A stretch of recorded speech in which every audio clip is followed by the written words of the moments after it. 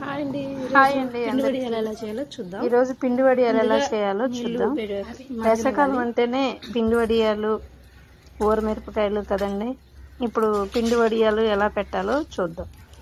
ముందుగా నీళ్లు పెట్టుకోవాలి. అంటే మనం పిండి దేనితోనైతే తీసుకున్నామో అన్ని 7 గిన్నెల వాటర్ తీసుకోవాలి.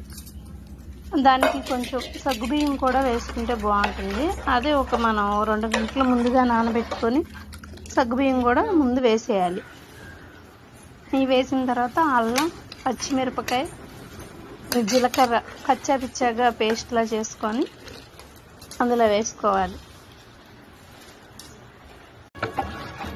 ముందుగా తీసుకున్న పిండిని నీళ్ళల్లో కలిపి మనం కొంచెం కాగిన తర్వాత, అంటే సగ్గుబియ్యం ఉడికిన తర్వాత అందులో వేసి స్లోగా కుక్ చేసుకోవాలి.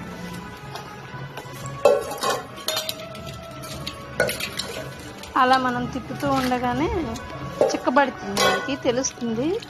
కొంచెం చిక్కబడిన తర్వాత ఇట్లా వడియాలు ఏదైనా పాత కాటన్ చీర తీసుకొని ముందుగా తడిపి ఆరబెట్టి దాని మీద వడియాలు వేసుకుంటే మనకి బాగుంటుంది నీట్గా.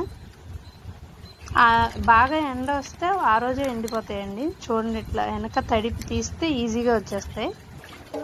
ఇలా తీసేసిన తర్వాత ఇవి ఒక 2 రోజులు ఎండలో పెట్టుకుంటే సరిపోతుంది.